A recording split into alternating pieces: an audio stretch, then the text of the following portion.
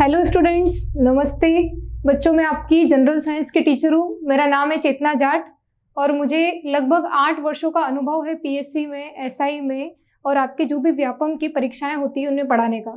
तो बच्चों, आज हम यहाँ पर जो टॉपिक स्टार्ट कर रहे हैं वो हमारा टॉपिक है यहाँ पर कोशिका।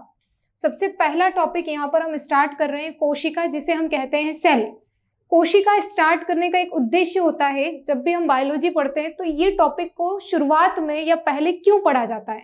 इसका एक कारण है कि कोई भी जीव हो, कोई भी जीव, चाहे वो मनुष्य हो, चाहे वो पेड़ पौधे हो, चाहे वो सूक्ष्म जीव हो, माइक्रो ऑर्गेनिज्म हो, सभी के शरीर की संरचना के निर्माण की शुरुआत जो होती है वो कहाँ से होती है? कोशिका से। इसलिए हमारा मेन उद्देश्य रहता है कि पहले हमारा शरीर बना किससे है हम उसे समझें, उसके बाद हम सामान्य विज्ञान के दूसरे टॉपिक्स के बारे में देखें। तो बच्चों, हम यहाँ पर सबसे पहले आज हमारा जो टॉपिक स्टार्ट कर रहे हैं वो कौन सा टॉपिक है? कोशिका यानी कि सेल। कोशिका दिखाई कैसे देती है? तो अलग अलग जीवों में अलग अलग यानी कि विभिन्न प्रकार की कोशिकाएं होती है और इनकी संरचनाएं भी विभिन्न प्रकार की होती है।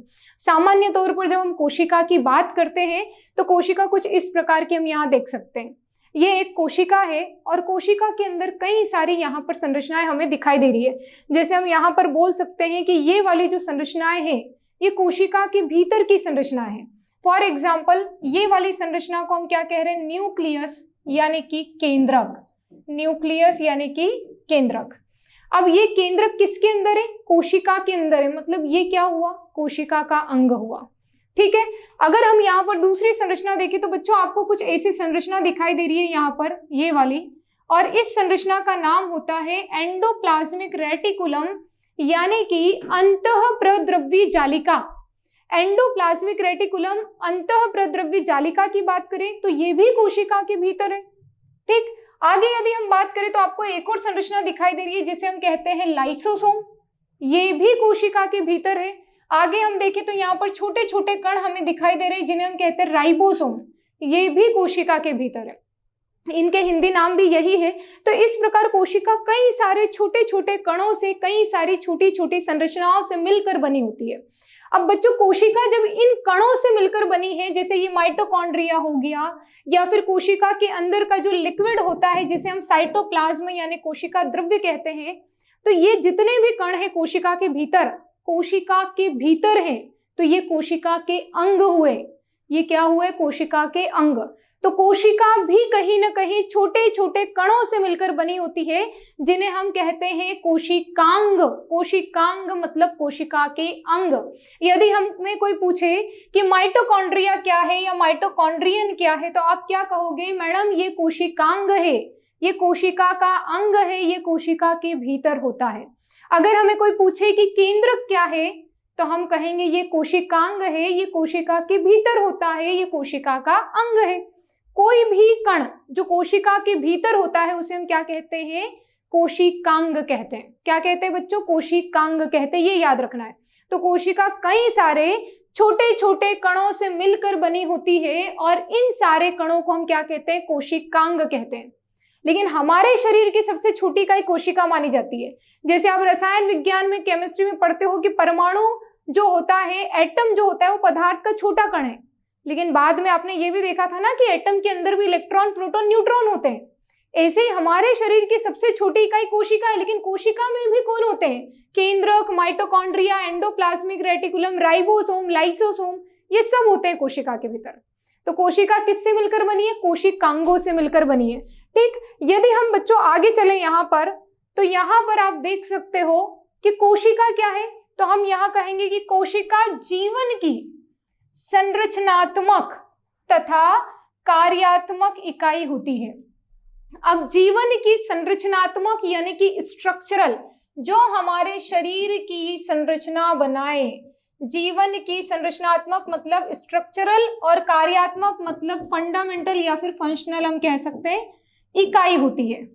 इसका अर्थ क्या हुआ? एक तो ये हमारे शरीर की संरचना बनाती है। केवल हमारे शरीर की नहीं, जितने भी जीव जंतु हैं सभी के शरीर की संरचना बनाएगी, सभी के शरीर का कार्य भी करेगी। कार्य कैसे करती है? मैं बोल रही हूँ, ये कोशिका ही काम कर रही है। मेरे चेहरे की कोशिका है, मेरी जो जीभ बनी है वो कोशिकाओं से बनी है, वही कार्य कर रही है। हम सोच रहे हैं, मस्तिष्क की कोशिकाएं, लिख रहे हैं हाथों की कोशिकाएं, चल रहे हैं पैरों की कोशिकाएं, देख रहे हैं आंख की कोशिकाएं, तो कोशिकाएं ही कार्य करवाती है और यही हमारे शरीर की संरचना बनाती है। इसीलिए हम क्या बोलते हैं, इसे जीवन की संरचनात्मक और कार्यात्मक इकाई।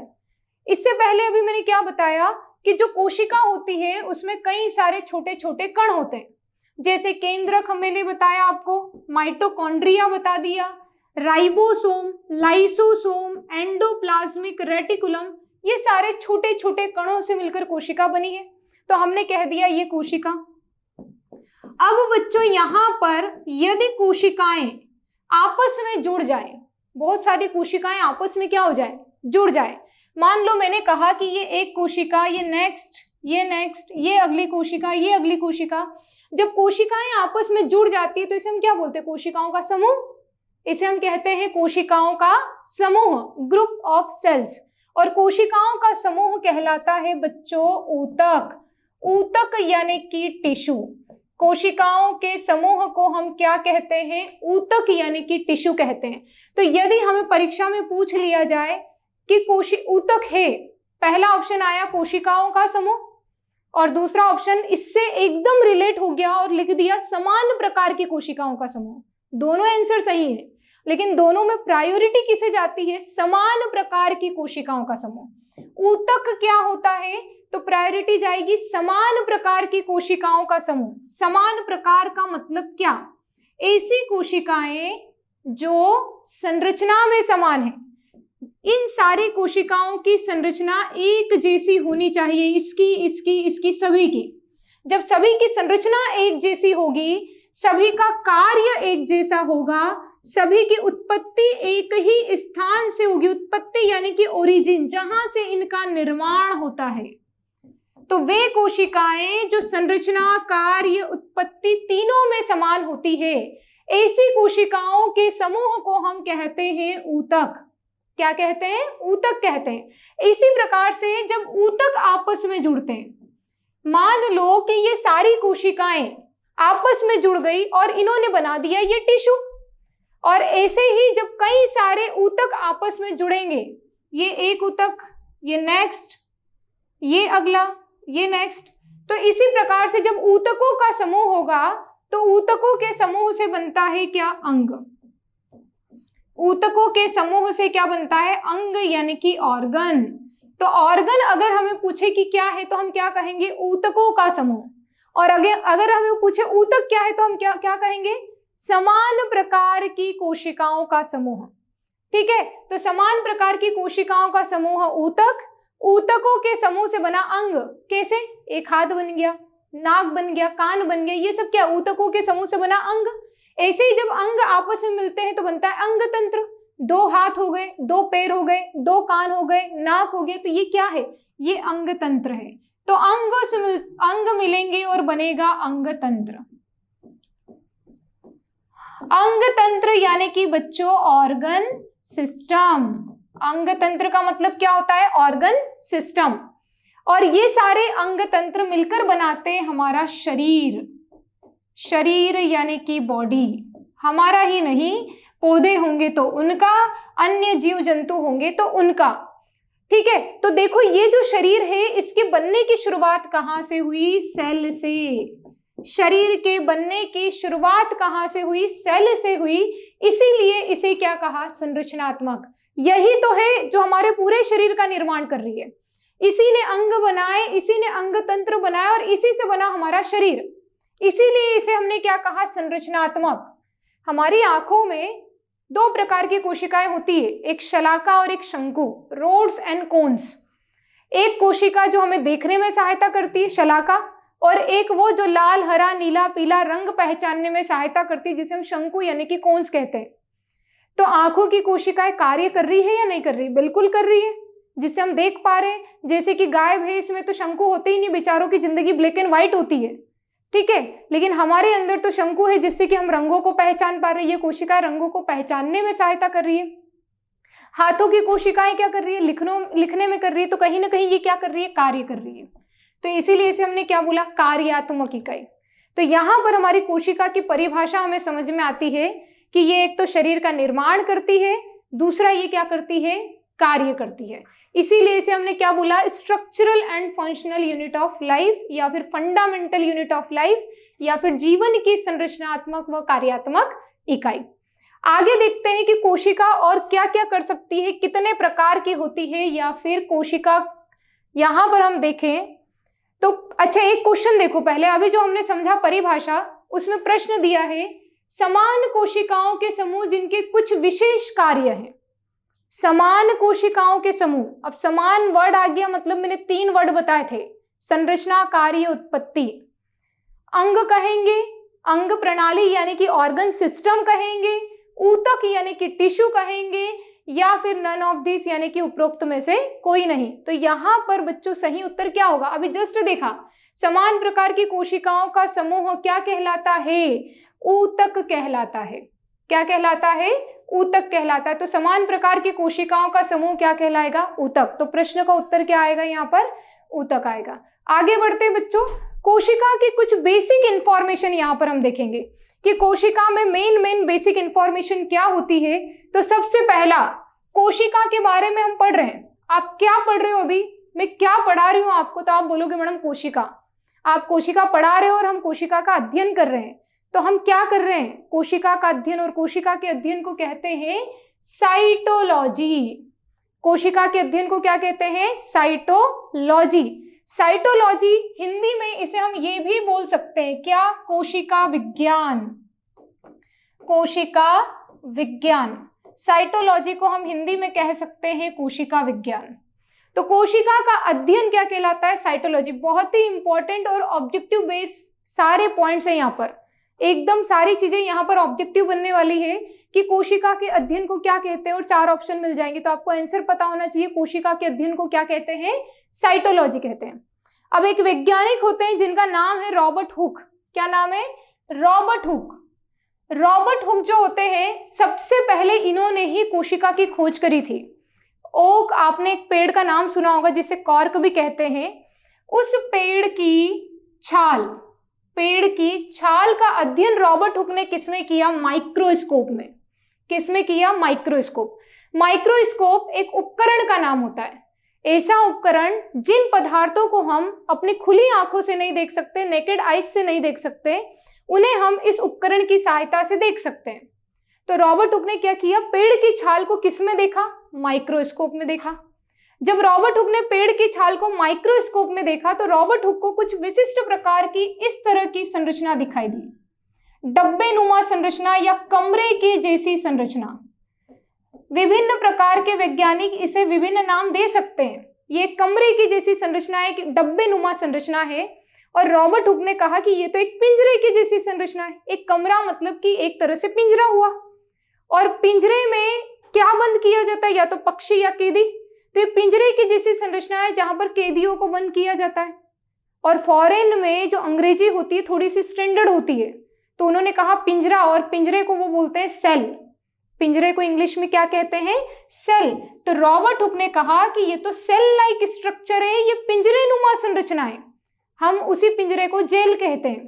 थोड़ा सा डिफरेंस है, ठीक है। तो रॉबर्ट हुक ने क्या किया, पेड़ की छाल का अध्ययन किसमें किया, माइक्रोस्कोप में किया। उन्हें डब्बे नुमा पिंजरे जैसी संरचना पेड़ की छाल में दिखाई दी, और उन पिंजरे जैसी संरचनाओं को उन्होंने क्या बोल दिया, सेल बोल दिया।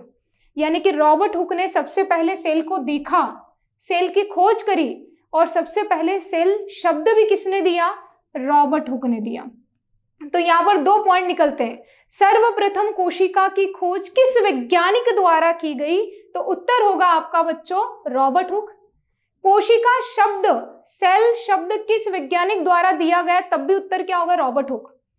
वैसे तो सही अर्थों में सेल बोला जाता है, हम भारतीय हैं, हम किसी भी अर्थ का हिंदी मीनिंग निकाल लेते हैं, तो हमने सेल को बोल दिया कोशिका, ठीक है। तो कोशिका शब्द या सेल शब्द सबसे पहले किसने दिया, रॉबर्ट हुक ने।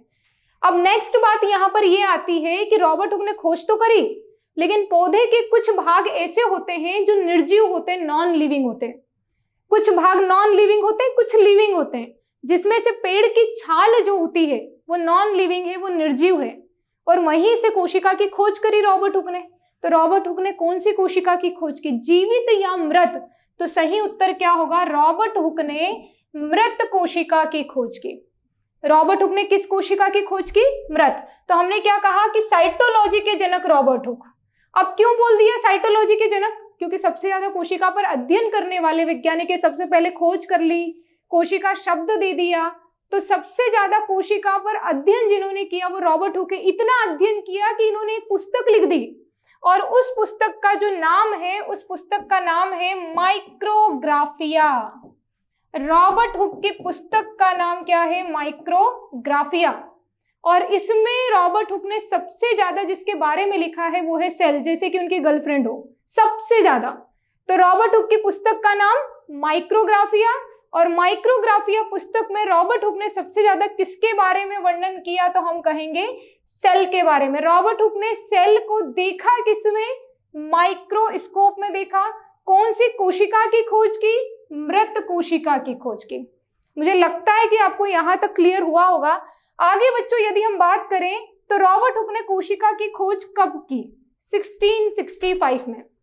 रॉबर्ट हुक ने कोशिका की खोज कब की? 1665 में की, सबसे पहले कोशिका की खोज। ठीक है, तो ये तो रॉबर्ट हुक की कहानी होती है कि कोशिका का अध्ययन, साइटोलॉजी, सबसे ज्यादा साइटोलॉजी यानी कोशिका का अध्ययन करने वाले वैज्ञानिक रॉबर्ट हुक, इसीलिए इन्हें कोशिका विज्ञान साइटोलॉजी का फादर बोल रहे हैं। ठीक है, अच्छा एक और वैज्ञानिक आते हैं श्वानसन, और ये जो श्वानसन है इन्हें आधुनिक साइटोलॉजी का जनक कहा गया। श्वानसन को क्या कहा गया? आधुनिक साइटोलॉजी का जनक। मॉडर्न साइटोलॉजी के फादर जो है वो कौन है? श्वानसन है। ठीक है, आगे बढ़ते हम। ये हमारा सेल का भी इंट्रो चल रहा है। ठीक है, सारे पॉइंट्स आपके टू द पॉइंट यहाँ पर हम बोल सकते हैं ऑब्जेक्टिव बनने वाले हैं। ठीक है, तो आगे बढ़ते हैं। नेक्स्ट बच्चों यहां पर हम बात करें, अभी तक तो हम मृत कोशिका की बात कर रहे थे, अब एक नए वैज्ञानिक आते हैं जिनका नाम है एंटोनी वॉन ल्यूवेनहॉक। बहुत ही अच्छे वैज्ञानिक है लेकिन नाम बहुत बड़ा है, तो कोई बात नहीं, हम इनका छोटा सा नाम केवल याद रख सकते हैं, ल्यूवेनहॉक। क्या याद रख सकते हैं? ल्यूवेनहॉक। ल्यूवेनहॉक। ल्यूवेनहॉक जो वैज्ञानिक है, इन्होंने सबसे पहले जीवित कोशिका की खोज की। ल्यूवेनहॉक ने सबसे पहले किसकी खोज की? जीवित कोशिका की खोज की। और ये जो जीवित कोशिका है, ये जीवित कोशिका कौन है? ये जीवित कोशिका है जीवाणु। ये जीवित कोशिका कौन है? जीवाणु। जीवाणु को बच्चों हम इंग्लिश में बैक्टीरिया भी कहते हैं।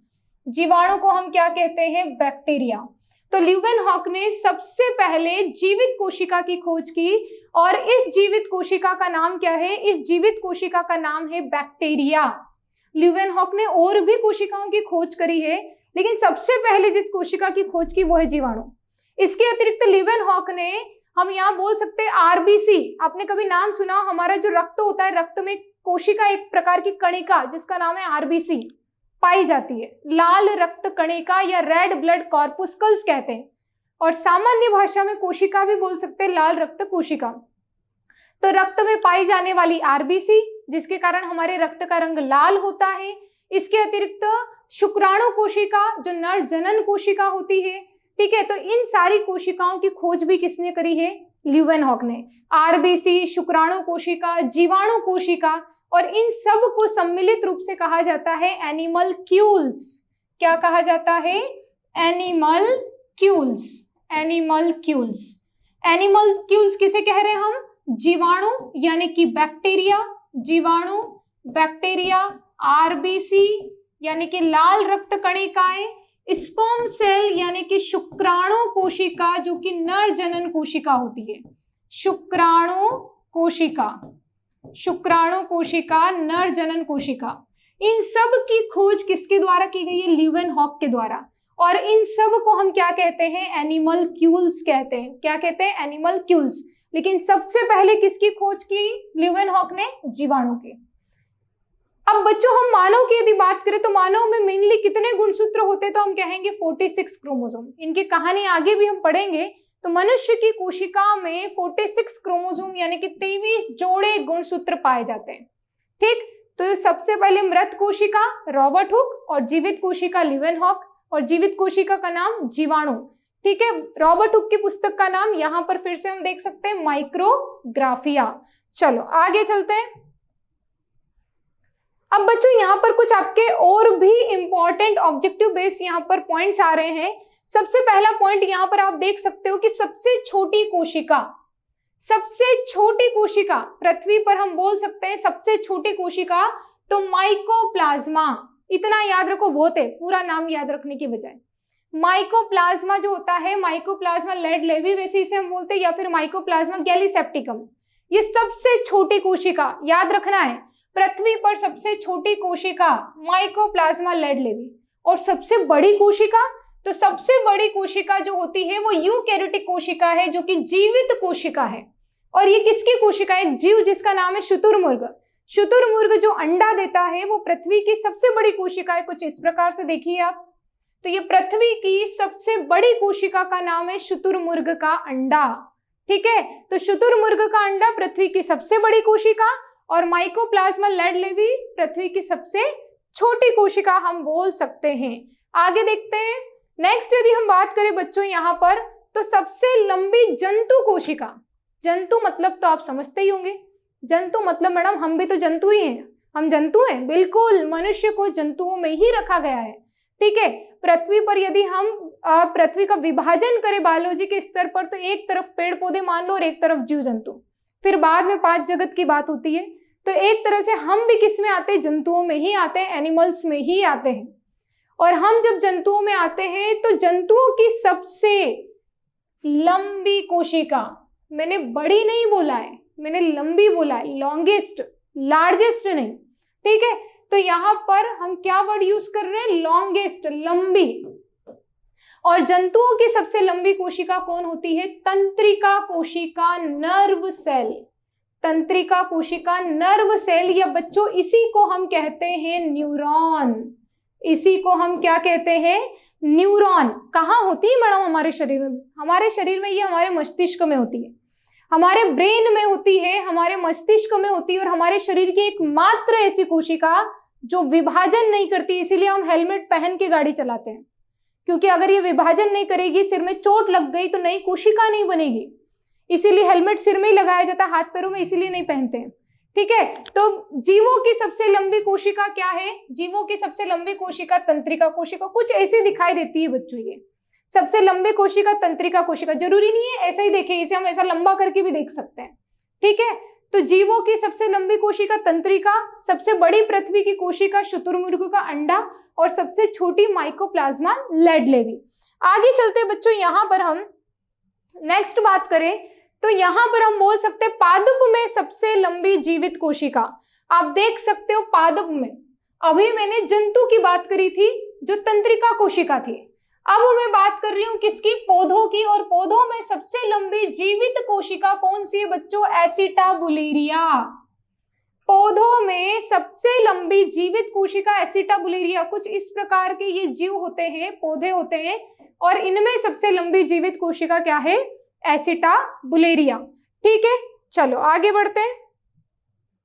यहां पर एक नोट आता है बच्चों, जब हम नोट की बात करते हैं तो पौधों की कोशिकाओं में रेमी के रेशों की लंबाई सबसे अधिक होती है। रेमी एक पौधे का नाम है, और रेमी के जो रेशे होते हैं, फाइबर्स, इनकी लंबाई सबसे ज्यादा होती है। रेमी के रेशे कुछ इस प्रकार से दिखाई देते हैं। ठीक, मानव में सबसे बड़ी कोशिका, मैडम ये क्या है? अभी तो आपने बताया वो लंबी थी, लंबी। मनुष्य में सबसे लंबी कोशिका मस्तिष्क की कोशिका न्यूरॉन, या जंतुओं में। और मानव में सबसे बड़ी की यदि बात करें तो अंडाणु कोशिका, मादा जनन कोशिका। अंडाणु कोशिका क्या होती है? मादा जनन कोशिका, फीमेल रिप्रोडक्टिव सेल, मादा जनन कोशिका। इसी को बच्चों हम इंग्लिश में ओवम या एग सेल कहते हैं, ओवम या एग सेल।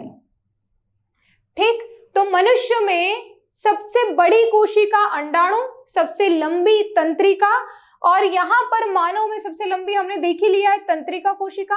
आगे चलते हैं यहां पर नेक्स्ट। अब बच्चों यहां पर यदि हम बात करें कोशिकाओं की संख्या की, यह भी हमारी परीक्षा के पॉइंट ऑफ व्यू से पूछा जा सकता है, क्योंकि हमारी जो एग्जाम है उसमें जनरल साइंस में कहीं से भी प्रश्न बन सकता है। तो कोशिकाओं की जब हम संख्या की बात करते हैं तो बहुत सारे जीव एक कोशिकीय होते हैं और बहुत सारे जीव बहुकोशिकीय होते हैं। एक कोशिकीय मतलब ऐसे जीव जो केवल एक कोशिका से बने, जैसे बैक्टीरिया सिर्फ एक कोशिका, जैसे कि अमीबा सिर्फ एक कोशिका, और बहुत सारे बहुकोशिकीय होते हैं जैसे हम, कई सारी कोशिकाएं होती है। ठीक है, तो एक कोशिकीय जीवों में केवल एक कोशिका पाई जाती है। कुछ जीव ऐसे होते हैं जिनमें किसी में 4 कोशिकाएं, जिसमें 16, 32, 64 कोशिकाएं, जिसमें 8, 16 या फिर हम बोल सकते हैं 72 कोशिकाएं हैं। ठीक है, यहाँ पर बच्चों मेन हमारे शरीर की हम बात करें तो मनुष्य में कोशिकाओं की संख्या शरीर के भार के अनुसार होती है। अगर 60 किलोग्राम भार वाला मनुष्य यानी कि व्यक्ति है तो उसके शरीर में 60 × 10⁻15 कोशिकाएं होती है। तो शरीर के भार के अनुसार कोशिकाओं की संख्या होती है। ऐसा नहीं है कि प्रत्येक मनुष्य में कोशिकाओं की संख्या निश्चित हो, लेकिन फिर भी कोशिकाओं के जब हम प्रकार की बात करते हैं तो 7 से 8 ट्रिलियन कोशिकाएं मनुष्य में पाई जाती है। ठीक, नेक्स्ट यदि हम बात करें यहाँ पर, अब बात करते हैं बच्चों सबसे इंपॉर्टेंट जिसे हम बोलते हैं कोशिका सिद्धांत। कोशिका सिद्धांत यानी कि सेल थ्योरी। अभी तक तो हम कोशिका का इंट्रो देखते आ रहे थे कि कोशिका क्या होती है, खोज किसने करी, जीवित, मृत, ये सारी चीजें। जब हम कोशिका सिद्धांत की बात करते हैं, सेल थ्योरी की बात करते हैं, तो यहाँ पर कोशिका सिद्धांत के लिए बहुत सारे वैज्ञानिक आए, सबने अपने अपना दिमाग लगाया और सबने अपने अपने हिसाब से कोशिका के बारे में कहा। लेकिन फिर भी कुछ महत्वपूर्ण वैज्ञानिक और उनके सिद्धांत की यदि हम बात करें तो कोशिका सिद्धांत जिस वैज्ञानिक द्वारा दिया गया, 2 वैज्ञानिक के श्लीडन और श्वान, 2 वैज्ञानिकों ने कोशिका सिद्धांत सेल थ्योरी दी और इन्होंने अपने सिद्धांत में क्या क्या बताया उन्हें भी हम देखते हैं। श्लीडन श्वान ने कहा कि जितने भी जीव होते हैं उनके शरीर का निर्माण कोशिका से होता है, यानी कि जीवों के शरीर की आधारभूत इकाई, बेसिक यूनिट जो होती है वो कोशिका होती है। ये इन 2 महान वैज्ञानिकों ने कहा। ये जो 2 महान वैज्ञानिक ये हैं श्लीडन और श्वान। ठीक है, श्लीडन और श्वान इन दोनों ने कहा कि जीवों के शरीर की आधारभूत इकाई क्या है, कोशिका। जीवों का शरीर किससे बना है, कोशिका से बना है। दोनों अध्ययन कर रहे थे मजे से, एक पादप कोशिका पर अध्ययन कर रहे थे, एक जंतु कोशिका पर। तो यहाँ पर श्लीडन और श्वान दोनों कोशिकाओं पर अध्ययन कर रहे थे, लेकिन श्वान जो थे ये कहीं ना कहीं क्या करते हैं, पड़ोसी की कॉपी में भी झांक झांक के देखते हैं और ये देखते हैं कि जंतु कोशिका में तो कोशिका भित्ति नहीं है, लेकिन पादप कोशिका में कोशिका भित्ति पाई जाती है। और ये बात किसने कही, श्वान ने। श्वान ने बताया कि जंतु कोशिका में कोशिका भित्ति नहीं पाई जाती और पादप कोशिका में कोशिका भित्ति पाई जाती है, और इस आधार पर जंतु और पादप कोशिका में अंतर बता दिया, खोज नहीं करी। कोशिका भित्ति की खोज करने वाले वैज्ञानिक दूसरे हैं, लेकिन कोशिकाओं में अंतर इन्होंने बताया कि एक कोशिका में कोशिका भित्ति है और दूसरी में नहीं है। ये किसने बताया, श्वान ने बताया। तो श्वान ने बताया कि पादप कोशिका में कोशिका भित्ति यानी कि सेल वॉल होती है, जबकि एनिमल सेल, जंतु कोशिका में सेल वॉल नहीं होती। तो मैं यहाँ आपसे अगर एक क्वेश्चन पूछूं कि बताओ हमारे शरीर की कोशिका में कोशिका भित्ति होती है, तो आप बोलोगे मैडम बिल्कुल नहीं होती है। कहाँ से होगी, हम तो जंतु हैं, हम तो जानवर हैं, हम तो एनिमल है, और हमारी कोशिकाओं में कोशिका भित्ति नहीं होती। तो किस में होती है, ओनली प्लांट्स में, पादपों में होती है। और ये बात बताने वाले जो वैज्ञानिक हैं, रट लो कौन है, श्वान। तो यहाँ पर श्लीडन और श्वान दोनों ने जंतु और पादप कोशिकाओं पर अध्ययन किया और इस आधार पर उन्होंने क्या दिया, सेल थ्योरी यानी कि कोशिका सिद्धांत। अब इसके बाद फिर एक वैज्ञानिक आए, उन्हें बुरा लग गया कि मेरे पहले कोई अपने सिद्धांत दे गया, और वो वैज्ञानिक का नाम है यहाँ पर रुडोल्फ विर्चो। क्या नाम है, रुडोल्फ विर्चो। रुडोल्फ विर्चो जो आए और इन्हें बुरा लगा कि मेरे पहले श्लीडन श्वान बोल रहे हैं कि जीवों की आधारभूत इकाई कोशिका होती है, जीवों का शरीर कोशिका से बना होता है, तो ये बोलते मैं ऐसा सिद्धांत दूंगा कि मरते दम तक समझ नहीं आएगा। और इन्होंने अपने सिद्धांत में क्या लिखा, इन्होंने इनके सिद्धांत का जो कथन है, जो स्टेटमेंट है, वो इन्होंने अपनी भाषा में लिखा, ओमनिस सेल्यूला ई सेल्यूली। इसे आप सेल्यूला भी बोल सकते हो, ओमनिस सेल्यूला ई सेल्यूला या ओमनिस सेल्यूला ई सेल्यूली। ये लिख के चले गए। क्या मतलब हुआ इसका, वाकई में मरते दम तक समझ में ना आए।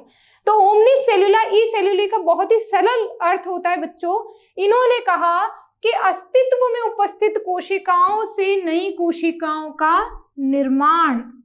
इस स्टेटमेंट का अर्थ क्या है? अस्तित्व में उपस्थित कोशिकाओं से नई कोशिकाओं का निर्माण। मैडम ये भी कॉम्प्लिकेटेड लगता है, तो सरल भाषा में बोलो तो पृथ्वी पर पहले से कोशिका है और इस कोशिका से नई कोशिका बन गई। अस्तित्व में उपस्थित कोशिका से नई कोशिका का निर्माण, ये किसने कहा? ये रुडोल्फ विर्चो ने कहा। तो रुडोल्फ विर्चो बोलते हैं कि जितनी भी कोशिकाएं पहले से पृथ्वी पर है उनसे नई कोशिकाएं बन रही है, और ये बनाने का काम कोशिका के अंदर कौन कर रहा है? न्यूक्लियस। ये विभाजन करता है तब नई कोशिका बनती है, ये रुडोल्फ विर्चो ने कहा। और रुडोल्फ विर्चो के इस स्टेटमेंट को या इस सिद्धांत को कहते हैं कोशिका लीनिएज सिद्धांत।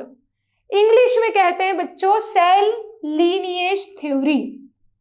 इसी का एक और नाम हम यहां पर बोल सकते हैं आधुनिक कोशिका सिद्धांत या मॉडर्न सेल थ्योरी।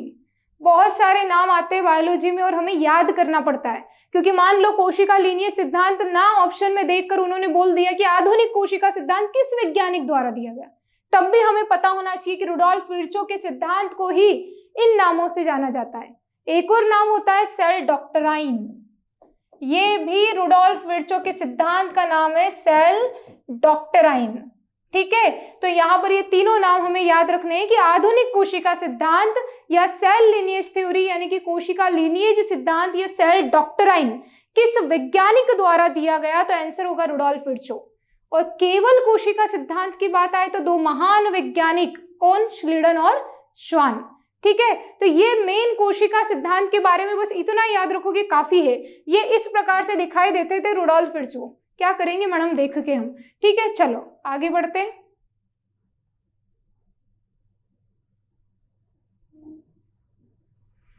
अब बच्चों यहां पर आपको कुछ कोशिकाएं दिखाई दे रही है जिसे हम बोलते हैं कोशिका के प्रकार। जब हम कोशिका के प्रकार की बात करते हैं तो अलग अलग आधार पर मैंने यहाँ पर कोशिकाओं को डिवाइड कर दिया, समझने के स्तर से बहुत आसान रहेगा। यहाँ पर पहले तो हम संरचना के आधार पर देखते हैं। संरचना मतलब स्ट्रक्चर, कैसी दिखाई देती है कोशिका। जब हम संरचना के आधार पर कोशिका के प्रकारों की बात करते हैं तो कोशिकाएं दो प्रकार की होती है। प्लांट सेल, हिंदी में क्या बोलेंगे, इतनी अंग्रेजी तो हम समझते हैं लेकिन फिर भी हम बोलते हैं हिंदी में पादप कोशिका। प्लांट सेल यानी कि पादप कोशिका। और अगर हम बात करें दूसरी कोशिका की तो दूसरी कोशिका का नाम है एनिमल सेल यानी कि जंतु कोशिका। अब वापस से पूछती हूँ हमारे शरीर में कौन सी कोशिका? मैडम हम जंतु हैं, हमारे शरीर में जंतु कोशिका होगी। ठीक है, तो यहाँ पर संरचना के आधार पर कोशिकाएं कितने प्रकार की होती? दो। अब बच्चों यहाँ पर जब हम पादप और जंतु कोशिका की बात करते हैं तो यहाँ पर एक छोटे छोटे डिफरेंस है दोनों कोशिकाओं में। आप देख सकते हो कि ये जो प्लांट सेल है ना, इसका आउटर मोस्ट यानी कि सबसे बाहरी सुरक्षात्मक जो आवरण होता है, आउटर मोस्ट प्रोटेक्टिव स्ट्रक्चर, बाहरी सुरक्षात्मक आवरण, इसे कहा जाता है बच्चों सेल वॉल। सेल वॉल यानी कि कोशिका भित्ति, इसे क्या कहते हैं? कोशिका भित्ति, सेल वॉल। और ये कोशिका भित्ति यहां नहीं होती है, कहीं दिखाई दे रही है? बिल्कुल नहीं दिखाई दे रही है, कहीं भी नहीं है। तो जंतु कोशिकाओं में कोशिका भित्ति नहीं होती है, पादप कोशिकाओं में कोशिका भित्ति होती है। तो मैडम इनका बाह्यतम सुरक्षात्मक आवरण क्या होगा?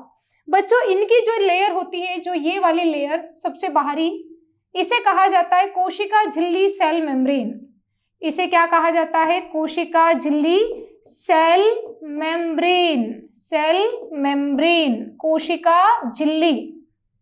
जंतुओं में सबसे बाहरी सुरक्षात्मक आवरण कोशिका झिल्ली है, तो क्या ये पौधों में नहीं होती? बिल्कुल।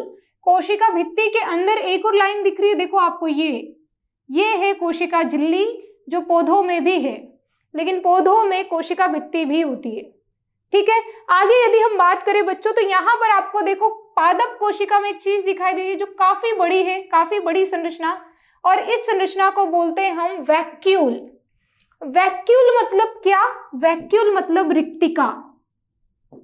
इसे बच्चों रसधानी भी कहते हैं, बहुत सारे नाम होते हैं हिंदी में, रसधानी, रिक्तिका, वैक्यूल। और पौधों में ये बड़ी बड़ी होती है, एक होगी या फिर दो होगी, इससे ज्यादा नहीं होती, एक या दो रिक्तिकाएं पादप कोशिका में होती है। और ये इतनी बड़ी होती है कि बेचारे केंद्रक को धक्का देती है और केंद्रक चले जाता है किनारे पर। किनारा मतलब साइड में नहीं, किनारा कहीं भी हो सकता है, यहाँ हो सकता है, यहाँ कहीं भी। तो केंद्रक किनारे पर जाने का एक ही कारण है, पादप कोशिकाओं में बड़ी बड़ी रिक्तिकाएं जो केंद्रक को धक्का देगी और केंद्रक कहाँ जाएगा, किनारे पर। केंद्रक यानी कि न्यूक्लियस, जिसमें आनुवांशिक पदार्थ होता है जिससे कोशिकाएं विभाजन करती है और नई कोशिकाएं बनाती है। यहां पर हम देख सकते हैं कि मैडम जंतु कोशिका में तो रिक्तिका नहीं दिखाई दे रही है, बिल्कुल नहीं दिखाई देती है, यानी कि नहीं होती है, और अगर होगी भी ना तो बहुत छोटी छोटी होगी, काफी छोटी होगी, इतनी बड़ी उनकी संरचना नहीं होगी। इसी कारण देखो जंतु कोशिका में केंद्रक कहाँ दिख रहा है, सेंटर में दिख रहा है, केंद्र में दिख रहा है आपको। ठीक है, तो इस प्रकार से कुछ बेसिक इनके डिफरेंस होते हैं। ठीक है, आगे बढ़ते हैं बच्चों। यहाँ पर मैंने यहाँ पर कुछ अंतर लिखे जंतु कोशिका और पादप कोशिका के। जिस प्रकार से हमने संरचना देखी उस आधार पर हम इनके अंतर देखते हैं। तो यहाँ पर हम देख सकते हैं सेल वॉल होती है, किसमें होती है, प्लांट सेल में, पादप कोशिका में। अभी देखा पौधों का सबसे बाह्यतम सुरक्षात्मक आवरण कोशिका भित्ति सेल वॉल, हमारे शरीर में नहीं है, यानी कि इसमें सेल वॉल नहीं होती, एब्सेंट होती है या फिर अनुपस्थित होती है। कोशिका भित्ति नहीं पाई जाती, कोशिका भित्ति अनुपस्थित होती। किसमें, जंतुओं में, हम जंतु ही हैं। ठीक, नेक्स्ट, इसमें न्यूक्लियस कहाँ होता है, किनारे पर। ये अपने आधार पर लिखा हुआ अंतर है, क्यों, क्योंकि बड़ी बड़ी रिक्तिका है, बेचारे केंद्रक को धक्का दिया, केंद्रक चले गया किनारे पर। यहाँ पर रिक्तिकाएं नहीं होती मैडम, या फिर छोटी होती है, इसलिए केंद्रक कहाँ है, सेंटर में है, केंद्र में है। केंद्रक कहाँ है, सेंटर में है, केंद्र में है। तो जंतु कोशिका में केंद्रक कहाँ होता है, सेंटर में होता है, पादप कोशिका में किनारे पर होता है। देखो वापस से वही आया, इसमें रिक्तिकाएं बड़ी होती है और संख्या में कम। कितनी कम, केवल 1 या 2, केवल 1 या 2, बस इतनी कम होगी। क्यों, बड़ी इतनी होती है, तो इसमें रिक्तिकाएं बड़ी होती है और संख्या में कम। अभी यहाँ पर मैंने समझाया था रिक्तिकाएं नहीं होती, और यदि होती भी है तो आकार में छोटी होगी, और जितनी छोटी होगी उतनी संख्या ज्यादा होगी। ठीक, अच्छा, एक और बहुत ही इंपॉर्टेंट स्टार वाला पॉइंट हम बोल सकते हैं इसे, क्या है, हरित लवक। हरित लवक को बच्चों इंग्लिश में कहते हैं क्लोरोप्लास्ट। क्लोरोप्लास्ट, हरे से ही शब्द आ गया मैडम, पेड़ पौधे तो हरे होते बिल्कुल, और उनके हरा होने का कारण है हरित लवक। पेड़ पौधे तो अपना भोजन खुद बनाते हैं सूर्य के प्रकाश की उपस्थिति में, जिसे हम प्रकाश संश्लेषण कहते हैं, फोटोसिंथेसिस कहते हैं, और वो फोटोसिंथेसिस इस संरचना के द्वारा होता है। ये संरचना क्या है, हरित लवक है। तो ये पौधों में होती है। क्या हम अपना भोजन खुद बनाते हैं, बिल्कुल बनाते हैं मैडम। हम किचन में भोजन बनाते ना, गलत, हम भोजन बनाते नहीं है, हम भोजन पकाते हैं। हम कच्चा चावल को पका रहे, हम गेहूं से रोटी बना रहे, तो हम भोजन को पका रहे, बना नहीं रहे। बनाने का काम केवल कौन करता है, प्लांट। और प्लांट भोजन बनाता है किस संरचना के द्वारा, हरित लवक के द्वारा। तो पौधों में हरित लवक होता है, जिसके कारण ये अपने भोजन का निर्माण स्वयं करता है। हम भोजन नहीं बना रहे, इसलिए हमारे अंदर हरित लवक नहीं है। मैडम बार बार हमारी बात क्यों कर रहे हो, कुत्ता बिल्ली गाय इनकी बात कर लो। अरे कोई भी हो, जंतु ही है ना, और हम अपने अनुसार अपने शरीर से अच्छे से समझ पाएंगे। ठीक, तो इसमें हरित लवक नहीं होता, क्योंकि हम भोजन बनाते नहीं है, पकाते हैं। आगे चलते हैं बच्चों। अब एक और स्टार वाला पॉइंट आता है, सारे पॉइंट वैसे तो स्टार वाले ही है। नेक्स्ट पॉइंट आता है बच्चों, संचित भोजन। भोजन को स्टोर करना। मेनली पौधे अपना भोजन कहाँ स्टोर करके रखते, पत्तियां तो बनाती है। पौधों में मुख्य रूप से भोजन संचित जो होता है ना, वो जड़ों में होता है। ज्यादातर, अधिकांशतः पौधों में भोजन संचित कहाँ होता है, जड़ों में। और हमारे शरीर में कहाँ होता है, हमारे शरीर में लीवर में होता है और मसल्स में होता है। लीवर यानी यकृत, मसल्स यानी कि पेशियां, जिसके कारण हम मोटे दिखते हैं या फिर हमारा लीवर अधिक फैटी होते जाता है। ठीक है, तो यहाँ पर संचित भोजन की बात करते हैं। पौधों में संचित भोजन बच्चों होता है स्टार्च। मैडम स्टार्च मतलब मंड। स्टार्च मतलब क्या, स्टार्च मतलब मंड। कहानी सुनना थोड़ी सी, क्या होता है, मान लो कि बच्चों ये प्लांट है, ये प्लांट है, ये पौधा है। अब ये पौधा क्या करता है, जब सूर्य देवता आते हैं तो सूर्य देवता की उपस्थिति में, सनलाइट की प्रेजेंस में ये पौधा बनाएगा भोजन। कैसे बनाएगा, सूर्य देवता की उपस्थिति में हरित लवक जो होगा, हरित लवक CO2 और H2O की आपस में क्रिया कराता है। कार्बन डाइऑक्साइड और जल दोनों की आपस में पौधों में क्रिया कराता है, जिससे बनता है C6H12O6। C6H12O6 ग्लूकोज का एक सूत्र है जिसे हम बोलते हैं भोजन। ये सब कब चल रहा है बच्चों? ये सब चल रहा है दिन के समय। ये सब कब चल रहा है? दिन के समय। तो दिन के समय पौधा क्या करता है? भोजन का निर्माण करता है। अब क्या होता है कि यही भोजन रात में पौधे में परिवर्तित हो जाता है, किसमें? मंड में, स्टार्च में। इसका मतलब क्या हुआ मैडम? कुछ नहीं है, पौधा केवल एक ग्लूकोज थोड़ी ना बनाएगा, पौधा 8, 10, 15, 20, 50 कितने भी बना सकता है। और जब ये सारे ग्लूकोज आपस में जुड़ते हैं तो वो बन गया क्या? Polysaccharide, starch. जब कई सारे ग्लूकोज आपस में जुड़े हैं तो वो हो गया स्टार्च। तो ये दिन में ग्लूकोज की जो छोटी छोटी इकाइयां बनी, रात में ये सब आपस में जुड़ जाएगी और ये क्या बन जाएगा? स्टार्च। तो ये जो स्टार्च है पौधों में मुख्य रूप से जड़ों में संचित होता है। तो पौधों में संचित भोजन क्या है? स्टार्च।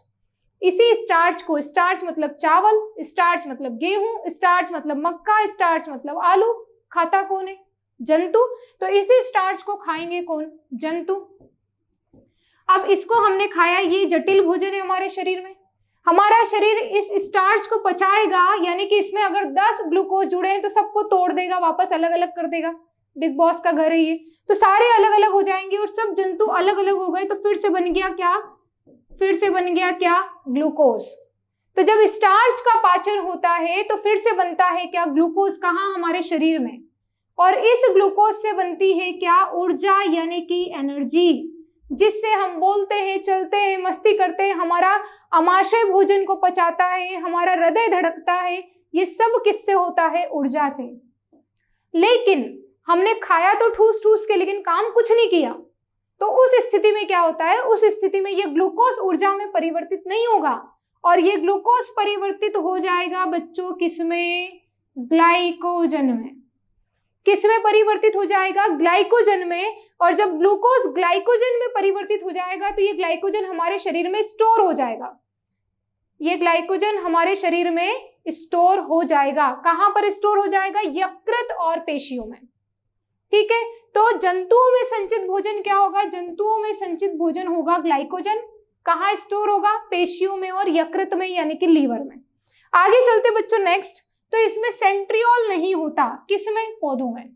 सेंट्रियोल एक कोशिकांग है। कोशिकांग क्या होता है बच्चों? स्टार्टिंग में ही बताया था, कोशिका के कणों को, कोशिका के भीतर की संरचनाओं को कोशिकांग कहते, सेल ऑर्गेनेल कहते। तो सेंट्रियोल एक कोशिकांग होता है जो पौधों में नहीं होता है, लेकिन कुछ निम्न पादप वर्गों में हो भी सकता है। हाँ, लेकिन जंतुओं में सेंट्रियोल होता है। सेंट्रियोल तारक का है कोशिकांग और ये कोशिका विभाजन में सहायता करता है जंतुओं में। तो इस प्रकार हमने पादप और जंतु कोशिकाओं के सबसे इंपॉर्टेंट यहाँ पर डिफरेंस देखे कि जंतुओं में कोशिका भित्ति नहीं है, पौधों में है। जंतुओं में केंद्र में, पौधों में किनारे पर है, क्योंकि बड़ी बड़ी रिक्तिकाएं जो केंद्रक को धक्का दे रही है।